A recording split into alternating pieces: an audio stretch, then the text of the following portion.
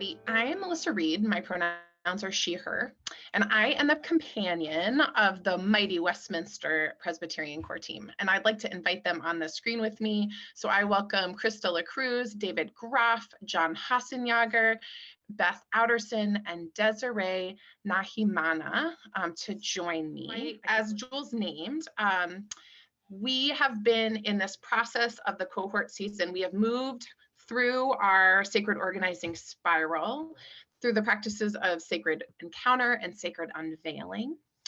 And tonight we begin to lean into sacred action. And as you may have guessed from the prompt that we just had in our one-to-one, one of the key practices that makes sacred action so powerful is turnout, and creating a turnout strategy to get people to the action or the event that you're having.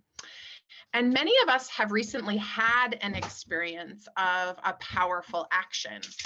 I just, from a show of hands or in the chat, who was at the Coalition's Housing and Wholeness Assembly a couple months ago? Let me see hands waving, and like, give me with your bodies how you felt as you left that. Oh my gosh, look at all the energy in this room.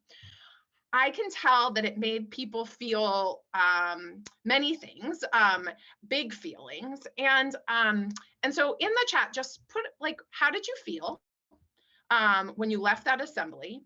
And what made it powerful for you? Just like one thing that created the power in that room for you, like what moved you? Let's just look and see what people are gonna say. The room was full. I felt like I was part of something really big. So encouraged and energized to have so many people together, and the music was moving. Yes, so many people, very positive, energized with all the people's stories. We had so many storytellers. It made me feel hopeful. It felt the power of many different folks. Yeah, there were a diversity of people, right? And we were come together and sharing our powerful stories. So over and over again, I am hearing that what made it powerful for us is the stories, and the group that was gathered and the direction we were headed. And that was real for me too. I felt so energized, and a really big part of that was how many people came.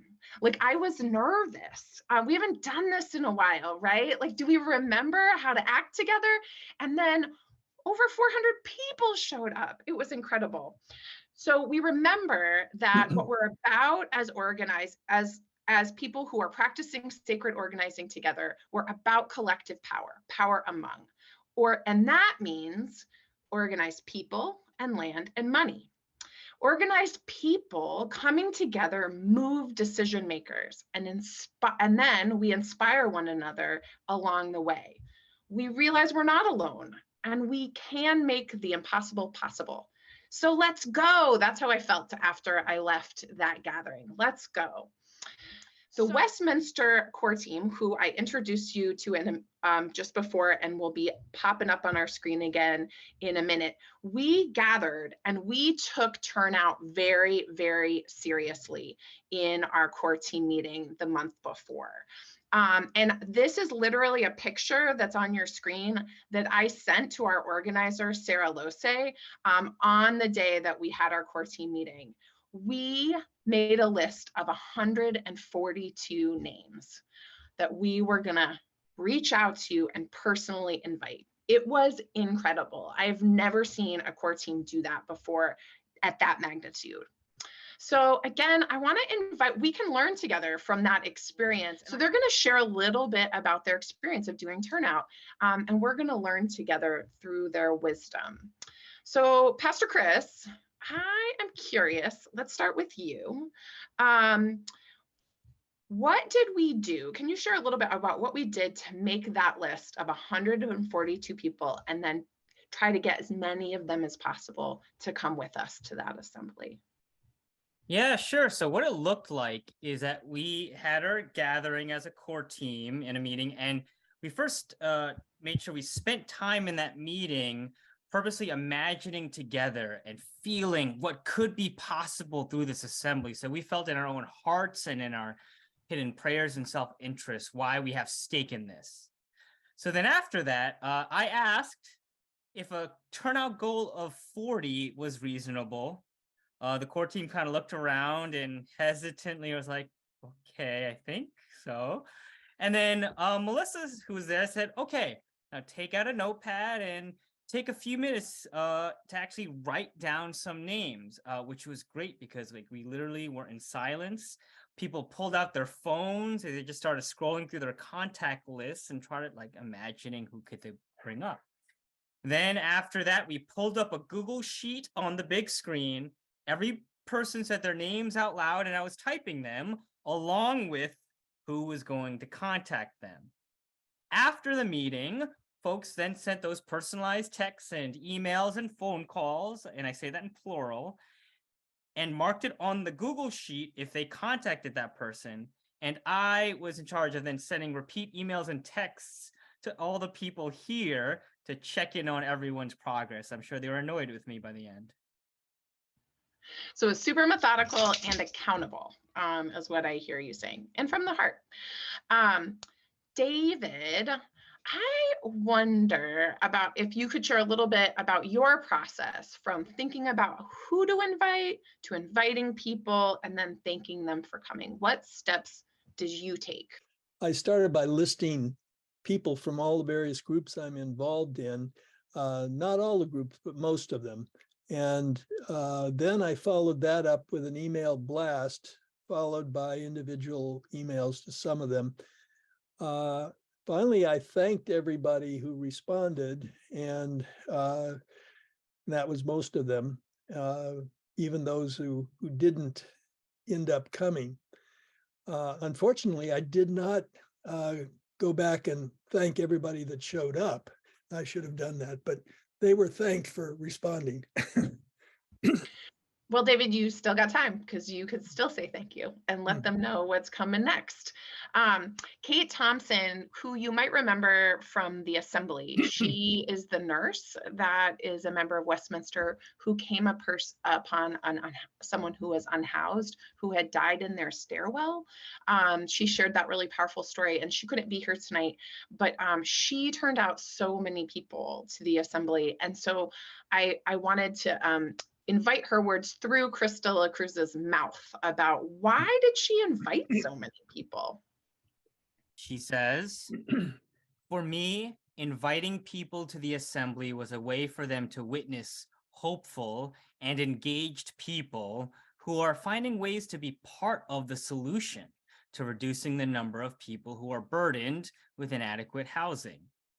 I want to find ways to support people in moving on from a place of hand-wringing, anger, cynicism, and hopelessness to a place of I can make a difference. Thanks, Chris. We will keep Kate's heart in our heart because she has such a big one. And then John, you invited a number of folks too, and you were really intentional about thinking about how to invite your people. And I would just love to know, like, what was your thought process about how you reached out and how you invited them? What did you think about? First, I think about the fact that we're asking people that we know and we have reason to believe they already want to say yes to this. That we're gonna invite them. And so I always like to think of starting with something that you know about that person and why they would be interested in the lobbying day, or even you say it's in their interest to say yes to what you're asking.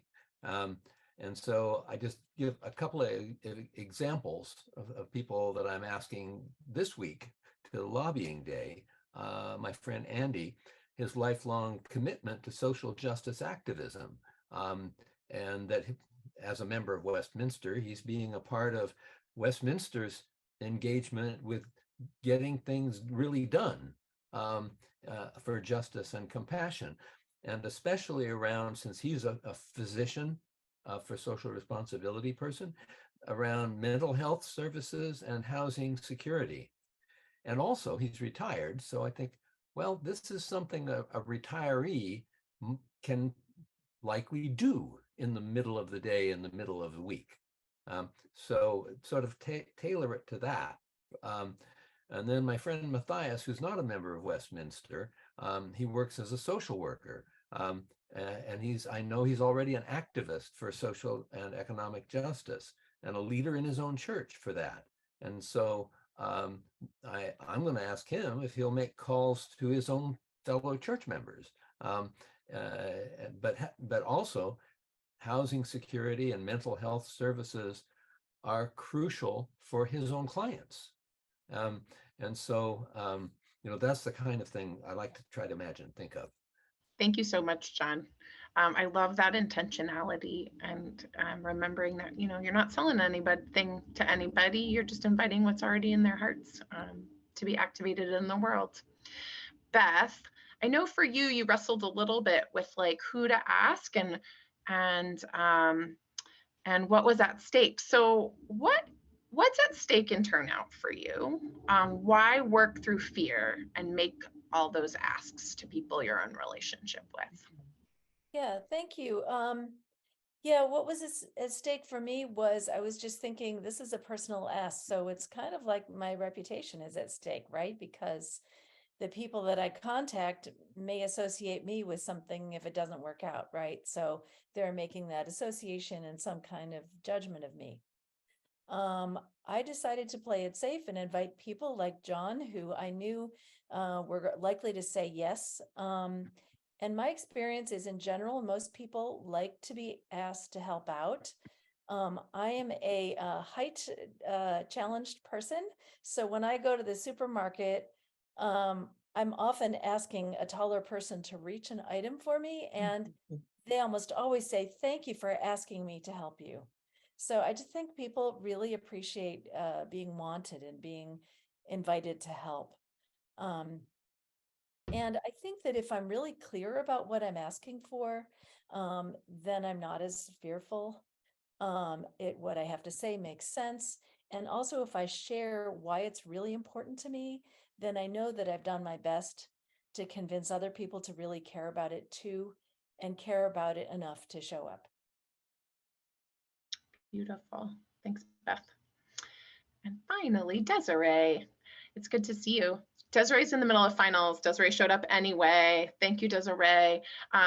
Desiree, I know you are taking this learning process of around sacred organizing so seriously. You're in an internship around this year, in addition to being a nursing student. So I'm just super curious for you. How do you think learning to practice turnout is making you a more powerful leader? And also, what was it like to have invited your family, and what was it like for you to do that and for them to see the work that you're about? Thank you for that question, Melissa. So for me, doing turnout helps me be a better leader, just because I found that to lead in this work, I've actually had to like take, in a way, like a seat, like kind of like learn how to not talk as much and just listen more and just hear people's story, and then understand their whys and why they're doing it. And oftentimes I find that we have way parts of their stories that we intersect in why I want to do this work. And like, I'll tell people about events we make in regards to Barbie's Village, such as the Turnout, and I'll tell them about the stories of Barbie Village. And I find that they just start sharing their story of like what they see in their communities and things, and I find that we connect through this work. So that's how it's helped me become a better leader, just because it's just allowed me to have something that allows me to connect with others, and then they can relate back to me, and through that we build a relationship, and then they want to come. And also inviting my family, getting to invite some of my family was really nice, just because this is work that's really near and dear to my heart. So being able to share that with my family was just really a treat for me. So it was nice.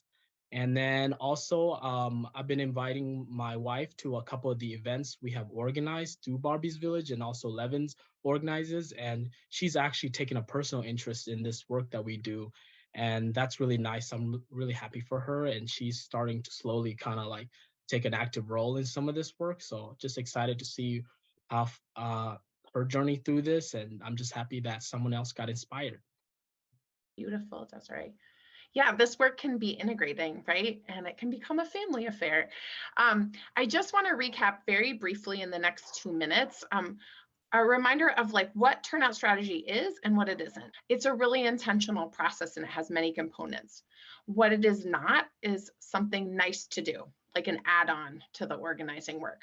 No, it is power building and activating, which is central to how we move change.